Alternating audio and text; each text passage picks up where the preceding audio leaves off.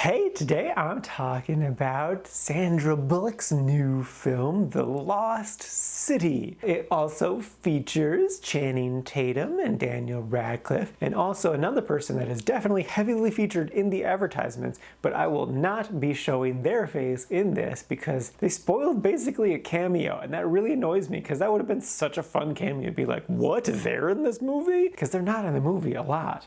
Whatever. Anyway, this is a romantic comedy adventure film. Sandra Bullock plays this romance novel writer who, a few years ago, her husband passed away, and she's still dealing with the grief of that. But she has an interesting relationship with her cover model, Channing Tatum. Then there's Daniel Radcliffe, who plays this eccentric billionaire who may or may not kidnap Sandra Bullock because he thinks that she can help him find the lost city of D. This movie was great. I was hoping for just like a silly, fun, not quite turn your brain off, but almost turn your brain off time. And that's exactly what this movie was. It was great. I thoroughly enjoyed it. I took my mom to go see it, and I'm like, that was the correct choice. My mom also really enjoyed this movie. Yeah, sure, this movie has its faults. My one actual complaint is that the character suddenly dies, and it kind of feels like a weird tonal shift. It really comes out of nowhere and just it put a bad taste in my mouth for like 5 minutes. But then the movie kind of moved past it. Otherwise, I can forgive the movie for all of its other faults, like all of the very obvious ADR and